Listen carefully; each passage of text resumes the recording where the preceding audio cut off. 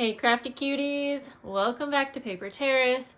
I hope the background noise isn't too much. Everyone's doing like yard work. Anyways, today we're gonna do a fun project. I showed this on a live and I actually also demonstrated it in my 12 days of journaling series, which might not be up by the time you see this, or maybe it is. It probably is. And we are going to be making some fabric decoupage journal cards, I guess. Is that what we want to call them? And we are also going to bring in some watercolors. Now, if you don't have these exact ingredients, for the watercolor, you can also use spray inks. That would actually work really, really great. You can use even acrylic paints and you can water them down. Or you can also use like distress oxide inks. And then for the collage papers, I am using the Tim Holtz collage papers, but you could also use napkins in place of that. And then I'm going to use scrapbook paper as my base. And I am just going to be using up actually some scraps of muslin. I'm going to go for white, but tan would work. And we're going to do actually a little experiment on this one. I already know that fabric works perfect, but we'll try a little lace also.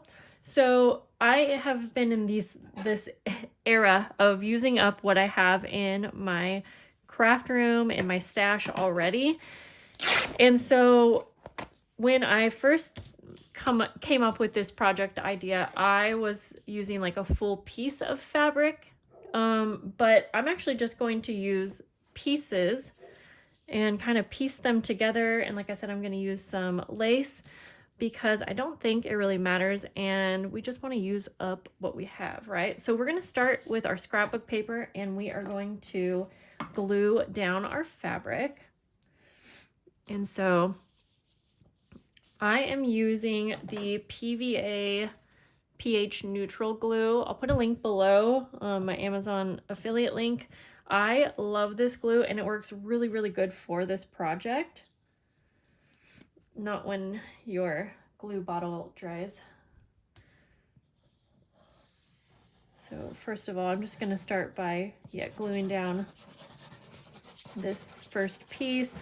This glue does dry quick, so I'm going to go piece by piece. And you don't have to do this, but I like to smooth it out so that it's one smooth area of glue. Now, it's gonna be best to let all of the steps dry in between, but since I've been doing this, I haven't been letting them dry because I'm either filming or showing it on a video, and it works just fine. However, there's just gonna be some wrinkling that happens in between. But honestly, I'm kind of fine with the wrinkling. It adds texture, and actually even right now, like my fabric is not wanting to go completely flat, and I'm just gonna be fine with that. If I get some strings in it, that's okay too. I don't want to get too many, but having wrinkles and stuff is just gonna add to the final result being just a little bit more textured. And I think most of us like textured, so it just depends what you're going for. There's that. I think I'll go ahead and put lace like all the way down this side. And since this part is gonna be an experiment for me, I haven't used the lace, but I think it'll be pretty cool. Okay. I don't know about you, but I prefer to use my fingers as a tool when I'm crafting. Oops. Oh, my dog has been barking like all day. I guess there's construction going on. And who knows, maybe I have an Amazon package coming. I don't know. But I am all done with Christmas shopping, and I don't know about you guys. And also, yeah, I'm realizing this video might be going up after Christmas, but today is December 10th. In fact, I filmed a lot of videos today, so a lot of my videos that went up around this time were filmed on the same day. Now, I'm also not worried if some of this is getting kind of dirty because, you know, when you're just using glue and rubbing it with your fingers, it's going to get kind of, there's dust, and I probably have ink, but we're going to be completely covering this up. So also, maybe there's a name for this technique that I'm doing. If there is, let me know. I personally just thought of it in my head, but I already know that doesn't mean that I invented it or anything like that. That's impossible.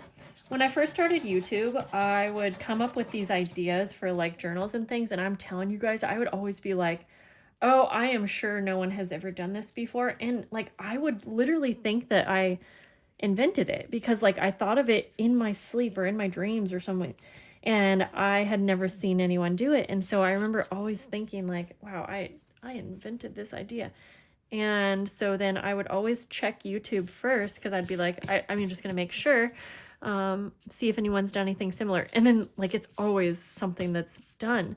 So it made me realize how big the crafting world is. And it does a little bit make me laugh when someone like states that they like literally invented and came up with something, and they're like, okay, no one else can do this unless you have a patent or unless you give me credit. And it's a little funny just because I'm just like, yeah, I've been there too, but probably check first before you say. And I don't even know what I'm talking about right now, so just never mind. Anyway.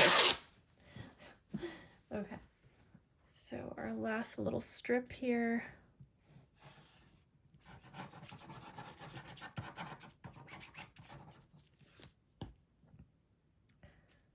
Okay. Just smooth this out. And this project actually takes a lot of glue. You're going to see in a minute here. We're using another layer of glue in a minute. But I think that kind of actually plays into the final result being textured and also being like very sturdy, or it's like, yeah, it's not going to break easy, I guess is what I'm trying to say. Or rip easy. And the fabric kind of gives it like a plush feel to it. And you won't know that until it's completely dry. But okay, we're gonna go ahead now and just trim off excess.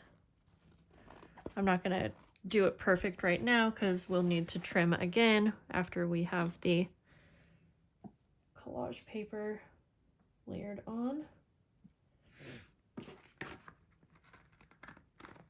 I do like to use scrapbook paper that has a design on the back, only because then it's not white on the back. And honestly, I kind of take this opportunity to just use up again supplies that I have. So I have a ton of scrapbook papers that I maybe wouldn't use for like too many projects, but they're fine. So like this one, this isn't something I would usually pick, but it works great for a background. Grab my garbage. Okay. Now,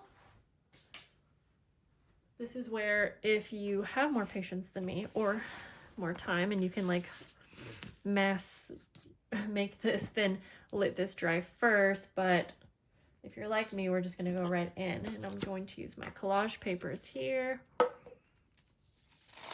And the thing that I like about these collage papers versus a napkin is they're a little glossy, and normally I wouldn't want glossy, but it actually works so good for this final texture.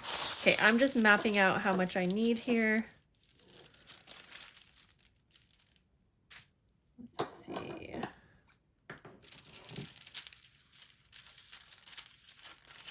I kind of want to cover the whole thing, but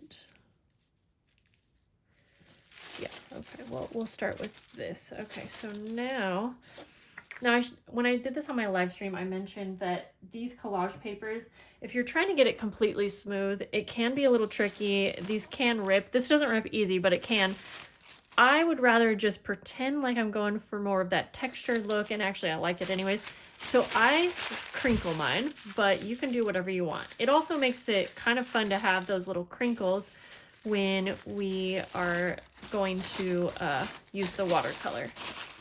And then keep in mind, you can see the collage paper I'm using has color on it. Tim Holtz does make collage papers that are black and white, and that was where I actually originally got the idea, was when I was using the black and white collage papers. And so when I realized, oh, this is colored, I didn't know if it was going to give the same effect or if it would look cool, but I loved it. So just keep that in mind, and then you can kind of use that same idea and rule for if you're using napkins. Okay, so since I said this glue dries kind of fast, I am gonna go section by section, and I am using a lot of glue, but I want it all to stick down. Okay, so then once you get that glue down, go ahead and kind of line it up.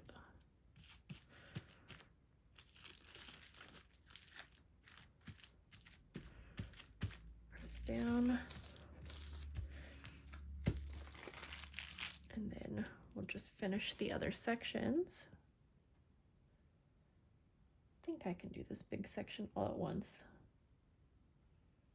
Wow, I feel like I'm going to use up all this glue. I just ordered more of this glue, actually, because I realized I was probably going to go through a lot. If you have like a, I think it's matte medium or something like more in a tub, that might be a good time to use that. But I'm just saying that as more of an experiment. Try it out, see how you like it. And let me know if you've done this and you like to use like different products, then let us know in the comments, because I'm wanting you to try something like this with, you know, what you have. Okay. Now it looks like we're having to really press it down on the lace. So the lace, it might not work as good. My hope is that it gives a fun texture through. But if it doesn't, I probably won't use more lace, just because lace is more expensive than like muslin. Okay. I'm just gonna try to go a little quicker with the rest.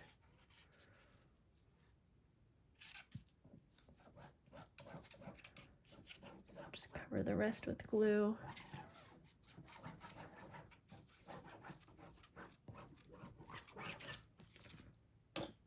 I am making these for my Patreon members for, let's see, I think it's the roses and up. Yeah. So, no, sorry. Yeah, rose. So the rose members, the orchid members, and the wildflower. So 3 different tiers will be getting these. And I should say that with caution, because sometimes I change my mind in the process before I fully commit, because maybe I come up with something different, but that is my plan now. Okay, I crinkled that up, and I gotta move quick since I did that whole thing. I'm gonna try to line that up, just so in case if I'm cutting in the center, then there won't be any blank space.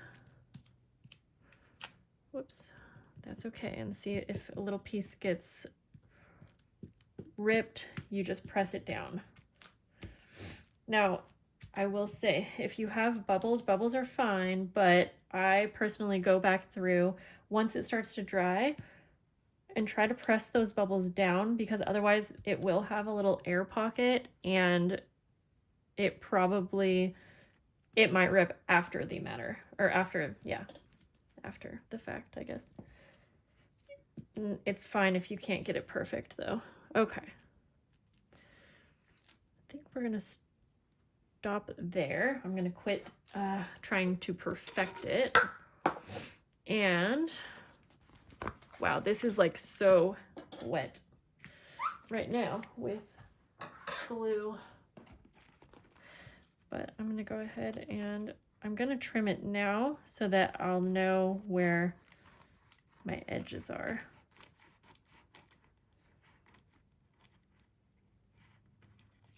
Because I don't want to put detail on the edge if it's gonna just get cut off and be like a scrap, you know? If I have any big scraps like this, I'll keep this. That way I can layer it on since I'm making a bunch of these. And we'll just come down here.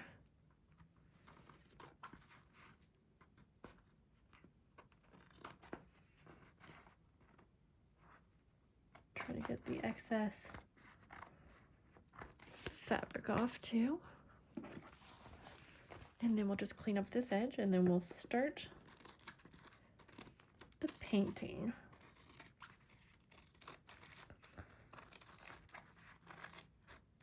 I've definitely used the collage papers with spray inks before. And like I said, that does turn out really cool. But at least I don't think that I've ever layered it on to fabric first. Okay, so now we're gonna take our watercolors, and I have some water here, and I had a paper towel, but where did that go? We don't know. We'll just grab something else. Oh, baby. Oh, I just found it. Okay. So we have that just for wiping off. Then I have my watercolors here, and I like to just spray water on all the colors, or whatever colors you're using. It's fine. I want a lot of extra water. I want mine to be very diluted. I just want to go for more of a loose watercolor effect. But like I said, Tim Holtz does have some of the collage papers that are just black and white, which honestly, so much fun for you to go and you can paint in all of the little images. Okay, I'm gonna get started with just the top, and I'm just focusing on the background. And like I said, if it's too opaque, then I will go in and add more water because I want it to be pretty thin, but I want there to be like some different opacities. I don't know if that's what I'm trying to say. I don't want it to just be one color of blue, you know. I want it to kind of change up throughout just for some interest. And I'm just going to go around the images, and the thing about this paper is it doesn't have to be perfect. You'll see I'm not going to take time to go in between each little detail, and you don't have to with this print. It's actually pretty quick to just go around, and it's like if you get it a little bit on a bird's head or something, it doesn't really like, it's not really obvious that you went out of the lines, I guess you could say. Now, also, you can go ahead and spray onto your image if you want it to be even more of a loose watercolor, I guess.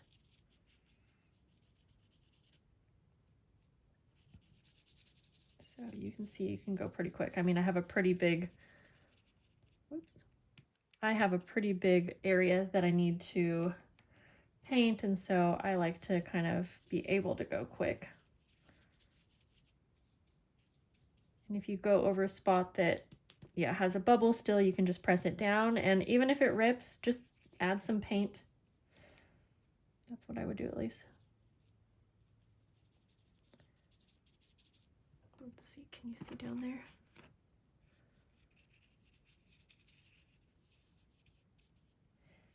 Okay.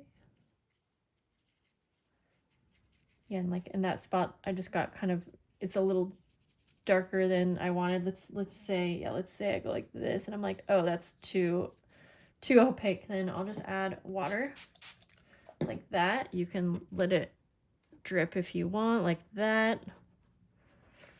But you can also take your paper towel and very easily just blot it like that.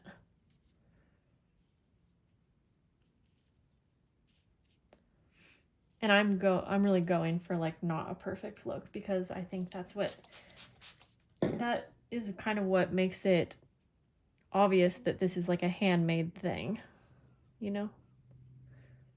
But of course, you still want it to look good. So yeah, now that I'm realizing, okay, I think this is where the lace was, I will definitely say, at least right now, there's not a whole lot of difference between the lace and the fabric. So like I said, I'm just going to keep that in mind for next time. I don't think that I will use more lace. Now, if it gave it a really cool textured look, then I might. And I might not know that until it dries anyways. So I'll definitely try to post some final pictures if I can get like a good close-up for you guys. If you're able to see the picture, or the texture in the pictures, I should say. So I think that this would also make a really fun like pocket in a journal. So if you made it the size that you needed for a pocket, that would be really cute. And especially there's so many different kinds of prints with these collage papers. I had some Christmassy ones, which is where I initially got the idea. But like I said, you can get this similar look with using napkins. And so really then the options are endless. There are so many different prints out there of napkins. You can get them at the Dollar Tree. Let me give you one more idea. Use the backing of a napkin, so just the white part, and then you could actually just do a full watercolor look, maybe to go along with like a project or something like that. That would be really pretty. Now I'm thinking that I'm probably going to, like I said, I'm going to be cutting these out into journal card sizes, probably 4x3, 3x4, I think is what I'm doing. I'm not really sure. The ones I already have cut out are probably a little bigger than what I was thinking, but I'm going to do, yeah, like a 4x3. And I'm thinking I'm going to see what it looks like. I might sew around the edges, and that's just going to give another element of the handmade kind of look. Okay. So I think I'm done with the background. Now I'm just going to go into just a few more little spots for details of,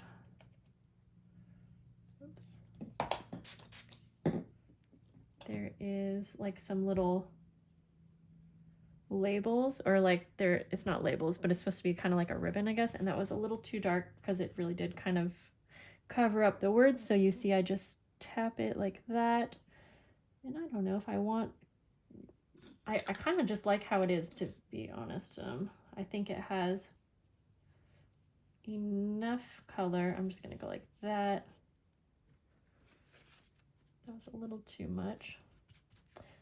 And I'm just kind of doing a final little look to see if I want to add any more. But again, I kind of like the variation in color. And since this already has color in it, you don't have to do a ton. So there are some little flowers. I'm just going to add a little red to let those stand out. But you can kind of decide what you want to stand out and what you don't. There we go, guys. This is really pretty. So this is very heavy, so I'm going to probably let this dry for like a full night until it's dry. And then I'm going to place something heavy on it to lay flat.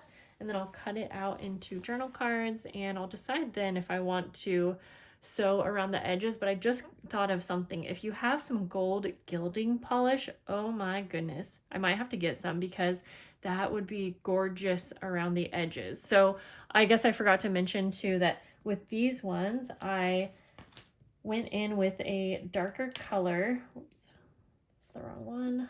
And I went around the edges. Now this step, you might want to wait till you cut them up so that you can actually get around all of the edges. But I just kind of go like this just to give it a little more depth as well. But I just love the idea of adding gold gilding wax. That's what it is, gold gilding wax or polish, I think, and going around the edges. I don't think I have any in my stash right now. Mine always dries out. Actually, if you have a good source for that type of thing, let me know. Or if you use a specific one, it's on Amazon or something, let me know. I was using a gold gilded polish for a while, but mine just always dries up. So I don't know that I want to keep buying that. But okay, guys, thank you for getting creative with me. I hope you have a great day, and I'll see you soon. Bye.